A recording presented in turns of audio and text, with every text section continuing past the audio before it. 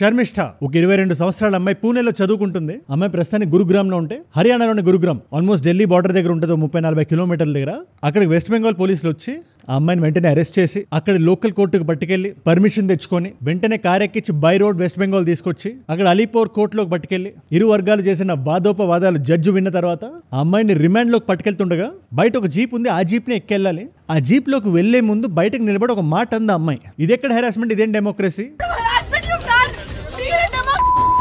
అంటే బయట ఉండే జనాలు బంగ్లా భాషలో అమ్మాయిని తిడుతుండగా జీప్ ఎక్కి అమ్మాయి రిమాండ్లోకి వెళ్ళింది. ఈ కాంటెక్స్ట్ అంతా విన్న మీకు రకరకాల క్వశ్చన్స్ రావచ్చు. అసలు ఈ అమ్మాయి ఎవరు, స్టేట్ మారి పోలీసులు ఎందుకు వచ్చి అమ్మాయిని అరెస్ట్ చేయాల్సి వచ్చింది, ఆ అమ్మాయి వెస్ట్ బెంగాల్ ఏదైనా క్రైమ్ చేసిందా, ఇన్ఫాక్ట్ ఆ అమ్మాయి చేసిన క్రైమ్ ఏంటి, ఈ క్వశ్చన్స్ అన్నిటికీ ఆన్సర్ ఈ వీడియోలో నేను మీకు ఇస్తా. దానికి అదనంగా రాబోయే వెస్ట్ బెంగాల్ ఎలక్షన్స్ లో ఈ కేసు గానీ ఆ అమ్మాయి మాట్లాడిన మాటలు గానీ ఒక కీలక పాత్ర పోషించబోతున్నాయి. అది ఎలాగో మీకు ఎక్స్ప్లెయిన్ చేస్తాం. శర్మిష్ఠ పనోలి అసలు ఎవరు? షార్ట్ ఆన్సర్, లా స్టూడెంట్ ఈ అమ్మాయి. బట్ దాంతో పాటు ఇన్స్టాగ్రామ్ లో గానీ ట్విట్టర్ లో గానీ షీఈ్ అన్ ఇన్ఫ్లుయెన్సర్. ఎప్పుడైతే పెహల్గాం దాడి మన మీద జరిగిందో భారతదేశం మొత్తానికి రక్తం ఉడికిపోయింది, అందరూ మాట్లాడారు. కానీ ఈ అమ్మాయి మాట్లాడిన మాటల్లో చాలా అన్పార్లమెంటరీ లాంగ్వేజ్ ఉంది అండ్ ఆ వీడియోలు చాలా వైరల్ వెళ్ళినాయి. In one of those videos prophet మొహమ్మద్కి సంబంధించి, ముసల్మాన్ల రిలీజియన్ కి సంబంధించి ఆవిడ మాట్లాడి ఎన్నో రోజులైనప్పటికీ వెస్ట్ బెంగాల్లో ముఖ్యంగా సమస్య లేదు, ఆవిడని తీసుకురావాలి ఆయన ఒక చిన్న ఉద్యమంలా చేసి మరి ఈవిని రప్పించారు. ఇప్పుడు కేసు కోర్టులో ఉంది. నేను ఎటువంటి క్లారిటీ అయినా ఇచ్చే ముందు 2 విషయాలు మీరు తెలుసుకోవాలి. ఈ వీడియోలోకి వెళ్లే ముందు నాకు ఒకటే క్వశ్చన్, ఆ అమ్మాయి మాట్లాడిన భాషను నేను సమర్థించట్లేదు.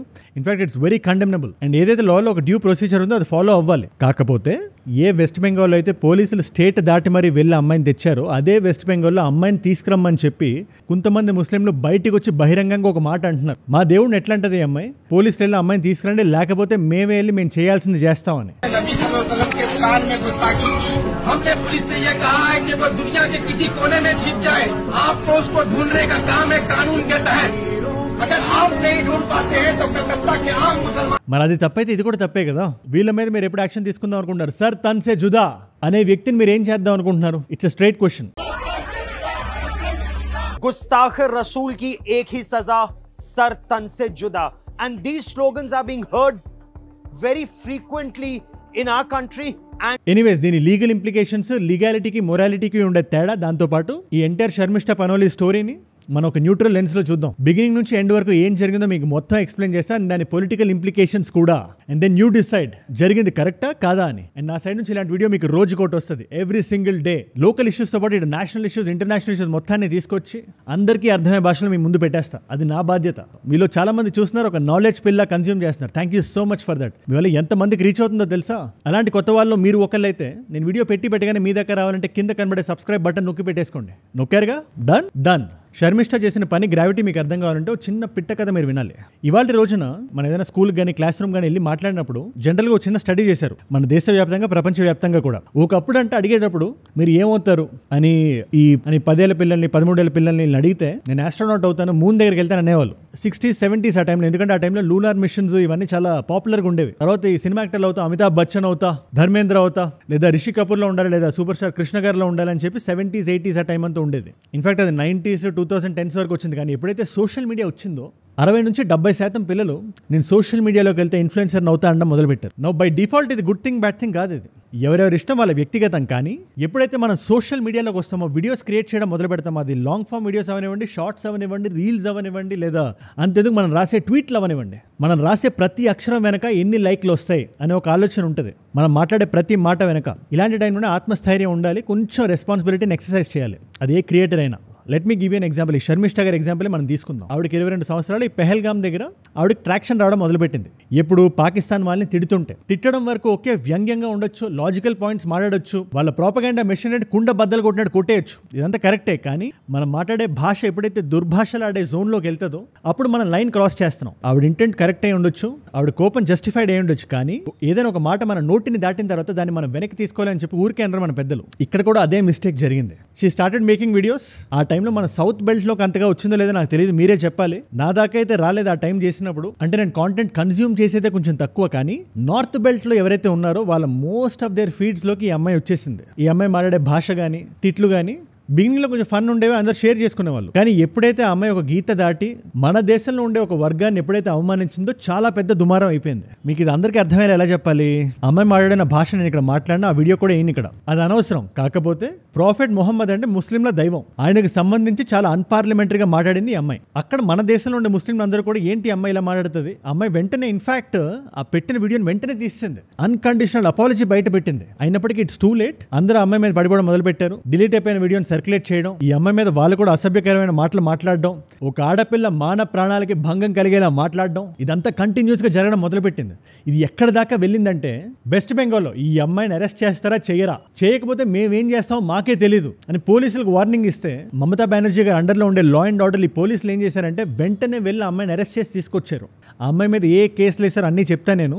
కాకపోతే బహిరంగంగా బయటకు వచ్చి ఒక ఆడపిల్లని ఇది చేస్తా ఉండే ఎంతవరకు కరెక్ట్? ఈ అమ్మాయి మీద లా ప్రకారం ఏ కేసులు ఉన్నాయి అన్నీ వేయండి, let her face the consequences. ఆ అమ్మాయిని వాదించనివ్వండి, ఒక డెమోక్రసీలో ఉంటున్నాం కదా. ఎట్ ద సేమ్ టైం ఆ అమ్మాయి మీద ఎవరైతే అసభ్యకరంగా మాట్లాడారో, ఆ అమ్మాయి జీవితానికి ఆ అమ్మాయి మానానికి నష్టం చేకూరుస్తామని ఎవరైతే బెదిరించారో వాళ్ళని కూడా మన గవర్నమెంట్స్ మన పోలీసులు పట్టుకోవాలి. There is no two ways about it. అదే కదా హెల్దీ ఫంక్షనింగ్ డెమోక్రసీ. అంతేకాదు ఇది ఇక్కడితో ఆగలేదు కూడా, ఇంకొక స్టెప్ ముందుకెళ్ళి నేను విషయం చెప్దాం అనుకుంటున్నా. ఏ రిలీజియన్ ప్రేమించే వ్యక్తి కూడా ఆమె ప్రౌడ్ హిందూ. నేను నా ముసల్మాన్ సోదరులు కానీ నా క్రిస్టియన్ సోదరులు కానీ వాళ్ళ నమ్మకాన్ని నేను గౌరవిస్తాను, వాళ్ళ దైవాలను అలా మాట్లాడడం కరెక్ట్ కాదు. ఎట్ ద సేమ్ టైం ఎవరైతే మన దేవుళ్ళ మీద మాట్లాడుతున్నారో వాళ్ళ మీద కామెంట్స్ చేస్తున్నారో అక్కడి పొలిటీషియన్స్, టీఎంసీకి సంబంధించిన ప్రస్తుత ఎమ్మెల్యే ఒక ఆవిడ మన పరమేశ్వరుడికి సంబంధించి నోటికి ఏది వస్తే అది మాట్లాడారు. మరి ఆవిడ ఎందుకు అక్కడ కూర్చోబెట్టారు? మీరు శర్మిష్ఠా గారి మీద కేసులు బనాయించినప్పుడు వెస్ట్ బెంగాల్లో కూర్చొని మరి అలాంటి ఆవిడ మన దేవుళ్ళని అవమానిస్తూ ఒక ట్వీట్ వేసినప్పుడు ఆవిడ ఎందుకు వదిలేశారు అనే ఒక ప్రశ్న ఇక్కడ రావడం కూడా అది సర్వసాధారణం. అది ఎవరు మాట్లాడినా తప్పే, ఏ దైవం మీద మాట్లాడినా తప్పే. మీరు సెలెక్టివ్గా ఇక్కడ ఉండకూడదు. హిందూ దేవుళ్ళ మీద కూడా బహిరంగంగా నోటికి ఏదో వస్తే అది మాట్లాడకూడదు. ఇన్ఫాక్ట్ ఈ వైరల్ వీడియో ఎప్పుడు పోస్ట్ అయింది అనుకుంటున్నారు? May 14th. అమ్మాయి సారీ చెప్పి వీడియో డిలీట్ చేసింది, కానీ ఇన్ని రోజుల తర్వాత పట్టుకొచ్చారు. ఓకే, లీగాలిటీ స్ట్రాంగ్ ఉంటే, ఫ్రేమ్ వర్క్ అనేది స్ట్రాంగ్ గా ఉంటే, ఆ అమ్మాయి మాట్లాడింది చట్టరీత్యా నేరం అయితే షీల్ ఫేస్ ద కాన్సిక్వెన్సెస్. అలాగే టీఎంసీకి సంబంధించిన షయానీ ఘోష్ అనే వ్యక్తి చేసింది కూడా తప్పే. మన దేవుడి గురించి మాట్లాడారు ఆవిడ. జస్ట్ పాలిటిక్స్ లో ఒక స్ట్రాంగ్ పొజిషన్ లో ఉన్నందువల్ల మన దేవుడి గురించి అనవసరాన్ని ఎక్స్పోజ్ చేశారు కదా ఆవిడ. అది ఎన్ని సంవత్సరాలైనా అవనివ్వండి, ఈవెన్ కూడా పోస్ట్ డిలీట్ చేసిన ఒక 15 రోజుల తర్వాత లాక్కొచ్చారు కదా పోలీస్ స్టేషన్ కి. అలాగే షయానీ ఘోష్ గారిని కానీ అన్ని ధర్మాల మీద, ముఖ్యంగా హిందూ ధర్మం మీద జోక్లేసిన స్టాండప్ కమెడియన్స్ ఎవరైతే ఉన్నారో, ఆయన పేరు మునవర్ ఫరూకీ అనుకుంటా, ఆయన జైలుకి వెళ్ళి వచ్చాడు బయటికి. 2021 was marked by the arrest of Munawar Farooqi. He was arrested based on an FIR filed by a BJP MLA for his jokes on Hindu deities. ఆయనలా ఎవరైనా జోక్ లేసినా కూడా, ఎందుకంటే బయట వేస్తున్నారు, మీరు సెలెక్టివ్ గా టార్గెట్ చేయదు ఏ కమెడియన్ అయినా. ఇది నేను చాలా సవినీయంగా చెప్తున్నా నేను. ఓకే, స్టాండప్ కామిక్ గా ఇది నా హక్కు అని మీరు అనుకున్నప్పుడు మీరు ఒక వర్గాన్ని టార్గెట్ చేస్తే చాలా పొలిటికల్ గా అనిపిస్తుంది. మన కునాల్ కామ్రా అనే వ్యక్తి ఎగ్జాంపుల్ తీసుకుందాం. మీరు ఇస్లాం మీద ఎందుకు జోక్ లేరు అని ఆయన అడిగితే, అంటే ఇయ్యాలని కాదు నా ఉద్దేశం, కానీ ఆయన చెప్పిన ఆన్సర్ చాలా ఇంట్రెస్టింగ్ గా ఉంది. ఆయన అంటారు, ఈ దేశంలో చాలా తక్కువ మంది ముస్లింలు ఉన్నారు కదా, వాళ్ళ దగ్గర ఏం లేదు ఈ దేశంలో, వాళ్ళ నమ్మకం తప్ప, సో నమ్మకానికి నేను భంగం కలిగించిన అంటున్నాడు ఆయన. और मुझे भी ये पूछा जाता है, तुम कभी इस्लाम पे जोक क्यों नहीं बनाते? वो 20% लोगों के पास कुछ है नहीं और ज्यादा.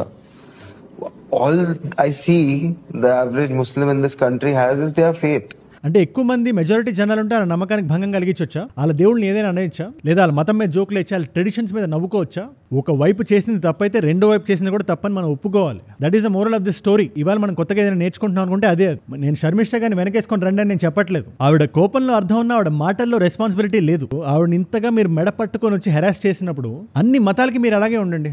ముఖ్యంగా వెస్ట్ బెంగాల్ చెప్తున్నా, మీరు ఇంత స్విఫ్ట్ జస్టిస్ పట్టుకొచ్చారు కదా, రాత్రికి రాత్రి వెళ్ళి అమ్మాయిని మీరు బండి ఎక్కించుకొని తీసుకొచ్చి ఏదో ఒక తీవ్రవాదిని తీసుకొచ్చినట్టు తీసుకొచ్చారు కదా. మరి ముర్షిదాబాద్ ఇన్సిడెంట్ జరిగినప్పుడు ఆ ఘటన చేసిన వాళ్ళు ఇప్పుడు బయట తిరుగుతున్నారా, లోపల ఉన్నారా? వాళ్ళని మీరు పట్టుకున్నారా లేదా? హిందువుల మీద అఘాయిత్యాలు చేసిన వాళ్ళు ఎక్కడున్నారు ఇవాళ?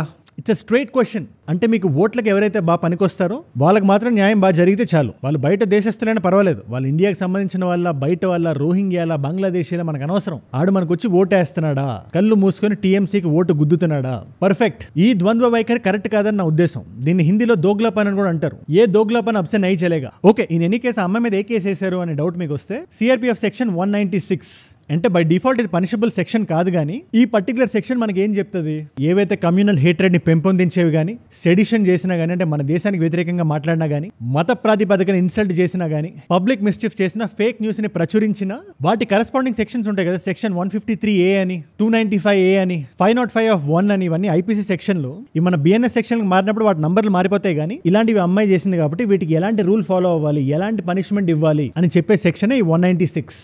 ఈ సెక్షన్ ఇవాళ అమ్మాయి మీద పడింది. ప్రస్తుతానికి నేను ఈ వీడియో షూట్ చేస్తున్న టైంకి అమ్మాయికి 14 డే రిమాండ్ పడింది. ఈ టైంలో ఇన్వెస్టిగేషన్ నడుస్తుంది. ఈ అమ్మాయి చేసింది కరెక్టా కాదా అని వాదిస్తారు. క్వాంటమ్ ఆఫ్ పనిష్మెంట్ ఎంత పడాలని మాట్లాడుకొని ఆ అమ్మాయికి పడాల్సిన శిక్ష కానీ రావాల్సిన బెయిల్ కానీ వస్తుంది. ఇప్పుడు మనం కొంచెం దీన్ని టిల్ట్ చేసి ఈ పొలిటికల్ యాంగిల్లోకి మనం వెళ్దాం. సువేందు అధికారి గారని ఆయన బీజేపీకి సంబంధించిన వ్యక్తి వెస్ట్ బెంగాల్లో. ఆయన ఒక మాట అంటారు, మన టీఎంసీ ప్రౌడ్ ఎంపీ ఉన్నారు కదా మహువా మొయిత్రా అని, ఆవిడ మా దేవి మీద మా కాళీ మీద ఆవిడ ఎన్నెన్ని మాటలు మాట్లాడలేదు. మాతా కాళీ కే ఊపర్ కిतना घटिया टिप्पणी किया, कोई एक्शन हुआ? నేను ఈ వీడియోలో కావాల్సుకుని వాళ్ళు మాట్లాడిన మాటలు, అటు శర్మిష్ఠా గారు కానీ ఇటు మహువా మొయిత్రా గారు కానీ ఏ మతానికి సంబంధించిన మాటలైనా ఆ మాటలు నేను ఈ వీడియోలో నేను పుష్ చేద్దాం అనుకోవట్లేదు. It's very simple. అనవసరమైన వర్బల్ డయేరియా మనకు వద్దు. ఆ వర్బల్ గార్బేజ్ మన ఈ వీడియోలో మనం పెట్టొద్దు. మన కాళీ మాతను ఆవిడ అవమానించారు, మాట్లాడారు. ఇవన్నీ ఎందుకు వెస్ట్ బెంగాల్ వాళ్ళు ఎందుకు ఎక్కువ ఇది చేస్తారంటే ఓట్ స్పీక్స్. ఓట్లే మాట్లాడతాయి. ఇన్ఫాక్ట్ ఓట్లే మాట్లాడిస్తాయి మనల్ని. ఈ పొలిటీషియన్స్ ని ఈ విధంగా మాట్లాడించడానికి కారణం ఓట్లే. రాబోయే ఎలక్షనే 2026లో రాబోతుంది ఎలక్షన్. వెస్ట్ బెంగాల్లో చాలా హీట్ ఎక్కిపోయి ఉంది మొత్తం. ఈ ముర్షిదాబాద్ గానీ ఆర్జీ కార్ కేసు గానీ దాంట్లో వాళ్ళు ప్రవర్తించిన తీరు గానీ వెస్ట్ బెంగాల్ గవర్నమెంట్ జనాలు చూస్తున్నారు. అది ఓట్ల కింద కన్వర్ట్ అవుతాయి. సో ఇలాంటి టైంలో ఎంత మైనారిటీ అపీస్మెంట్ చేస్తే మనకు అంత మంచిది. నాకు తెలియదు, correct me if I'm wrong, but ఇవాళ వరకు ఆవిడ సారీ చెప్పలేదు. ఆవిడ చెప్తే నాకు చెప్పండి. ఎవరు చేసినా తప్పే. అది పబ్లిక్ రిప్రజెంటేటివ్స్ అయితే ఇంకా పెద్ద తప్పు. అది మహువా మొయిత్రా గారైనా నుపుర్ శర్మ గారైనా ఆవిడ కూడా మితిమీరి మాట్లాడారు ఆవిడ.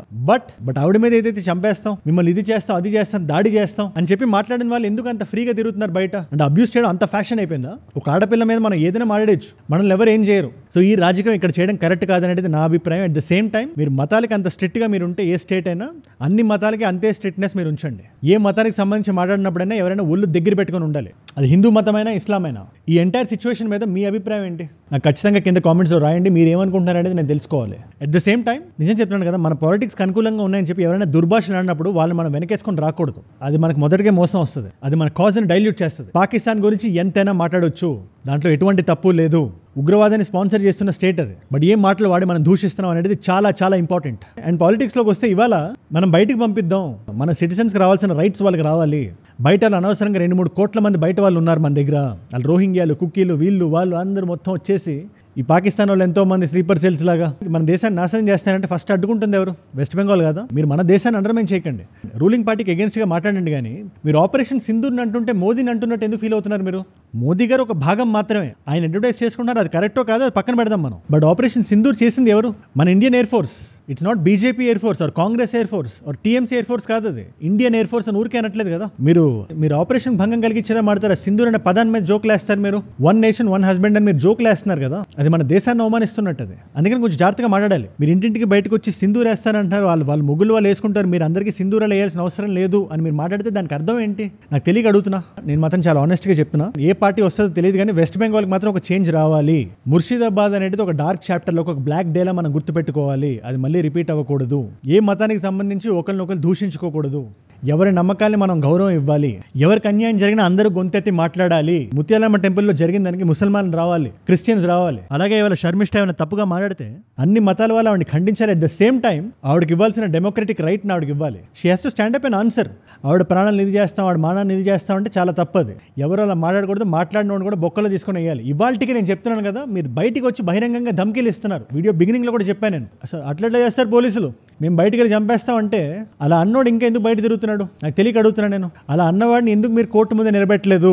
మైండ్ లో వైలెన్స్ పెట్టుకుని ఉన్నాడు కదా, ఏదో చేస్తా అన్నాడు కదా అమ్మాయిని. అమ్మాయి తప్పు చేస్తే కోర్టులు, లాయర్లు, జడ్జిలు చూసుకుంటారు. ప్రజలు మనం కొంచెం ఒళ్ళు దగ్గర పెట్టుకుని ఉండాలి. బయటకు వచ్చి అలా నోటికి ఏదో వస్తుంది మాట్లాడకూడదు. ఆవిడకి ఇవ్వాల్సిన రైట్ ఆవిడకి ఇవ్వండి. ఆవిడ తప్పు చేయలేదు, బయటకు వదిలేండి అని చెప్పట్లా. ఆవిడ డిగ్నిటీ ఆవిడకి ఇవ్వండి అని చెప్తున్నా అంతే. ఆ డిఫరెన్స్ మీరు గుర్తించండి. ఇవాళ మల్టిపుల్ చాయిస్ క్వశ్చన్, ఈ అలీపూర్ జడ్జెస్ కోర్టు ఉంది కదా, ఎక్కడైతే ఈ అమ్మాయిని పట్టుకెళ్లి నిలబెట్టి వాదోపవాదాలు అన్ని జరిగాయో, చాలా హై ప్రొఫైల్ కేసులకి చాలా అర్జెన్సీలో ఉంటే ఈ కోర్టును వాడతారు. ఈ కోర్టుని వెస్ట్ బెంగాల్లో స్థాపించింది ఏ సంవత్సరంలో? ఇది చాలా టఫ్ క్వశ్చన్. ఇది Try to answer. Option A is 1872. Option B is 1894. Option C is 1926. Option D is 1911. తెలిస్తే కింద రాయండి. తెలుసుకుందాం అనుకుంటే మా Instagram is a great place. మీకు అజయ్ ఫ్రమ్ ఏజూడ్ అని ఉంటుంది. అజయ్ ఫ్రమ్ అని రాస్తుంటే వచ్చేస్తుంది. పక్కన టిక్ మార్క్ ఉంటుంది. 1+ మిలియన్ ఫాలోవర్స్ ఉంటారు. వచ్చేసేయండి అక్కడికి. అక్కడ ఇలాంటి వీడియోస్ని రీల్స్లో చూడొచ్చు. నా లైఫ్లో నా చుట్టూ ఏం జరుగుతుందో, నాతో ఏదైనా ఇంటరాక్ట్ అవుదాం అనుకున్నా, ఇలాంటి వీడియో ఐడియా టాపిక్స్ అయినా ఇద్దాం అనుకున్నా, ఇట్స్ అ గ్రేట్ ప్లేస్. ఖచ్చితంగా రమ్మనే చెప్తా. ఒకవేళ ఆన్సర్ ఇక్కడ లేకపోయినా కూడా ఏజూడ్ రీల్స్ అని ఉంటుంది మన పేజీ అది. And we have multiple pages. కొంచెం హారిజాంటల్గా వీఆర్ డెవలపింగ్. కొంచెం ఇట్లా హారిజన్స్ బ్రాడన్ చేస్తున్నాం మనం. వీ హ్యావ్ ఏజూడ్ క్లిప్స్, అది మన ఛానల్. అది చాలా మంది బయట ఛానల్ అనుకుంటున్నారు. Ajood clips is our channel. Ajood global is our channel. ఇంగ్లీష్లో డైలీ వీడియోస్ వస్తుంటాయి. Definitely check it out. And ఈ పర్టికులర్ వీడియోని మీరు చూసారా? కమల్ హాసన్ గారికి కర్ణాటకకి తమిళ్ కన్నడ ఈ డిబేట్ అయితే నడుస్తుందో ఆయన సినిమాని ఇవాళ బ్యాన్ చేస్తానంటున్నారు. Kamal Haasan is banned in Karnataka అంటున్నారు. దానికి సంబంధించి ఒక ఫుల్ వీడియో చేశాను నేను. ఆ వీడియో ఇక్కడ ఉంది, దాని ఐ కార్డ్ ఇక్కడ ఉంది. ఒకవేళ ఐ కార్డ్ ఇక్కడ లేకపోయినా కూడా జస్ట్ ఒక్క వీడియో ముందు ఉంటుంది అంతే, చెక్అవుట్ చేయండి. అండ్ మీరు ఇక్కడ దాకా నా వీడియోలో వచ్చారంటే నా వీడియోస్ మిమ్మల్ని ఆకట్టుకుంటున్నాయి, ఒక వాల్యూ పొందుతున్నారు. Thank you so much for that. మీరు ఇస్తున్న ఈ వాచ్ టైం, మీ రిటెన్షన్ ఏదైతే ఉందో, ప్రాణం పెట్టి నన్ను పనిచేయడానికి లేదు. డోంట్ టేక్ అ బ్రేక్, బలంగా మాట్లాడాలి, ఏ రోజు వీడియో మిస్ అవ్వకూడదు అని నన్ను ప్రోత్సహిస్తుంది మీరే నా ప్రేరణ. You are my inspiration. మీరు ఇస్తున్న ఈ వాచ్ టైం రిటెన్షన్ మామూలు విషయం కాదు, అది ఎంతో మంది కొత్త వాళ్ళకి రీచ్ అవుతుంది. అలాంటి కొత్త వాళ్ళు మీరు ఒకళ్ళైతే we have a very strong community. Daily ఒక వీడియోని ఒక నాలెడ్జ్ పిల్ల కన్జ్యూమ్ చేస్తున్నారు, దాంట్లో మీరు కూడా జాయిన్ అవ్వండి. నేను వీడియో పెట్టగానే మీ దాకా రావాలంటే కింద కనబడే సబ్స్క్రైబ్ బటన్ నొక్కి పెట్టేసుకోండి. నొక్కారుగా, డన్. నేను మిమ్మల్ని అందరినీ రేపు ఒక ఇన్సైట్ఫుల్ వీడియోతో కలుస్తా. మనందరం కలిసి పెరగాలి, కలిసి ఎదగాలి. Let us all grow together, let us all rise together. Rise above ignorance, rise above arrogance, rise above hate. ఏజుడ్ అంటే మనం. జై హింద్, జై భారత్, జై ఆంజనేయ, ఓం నమః శివాయ.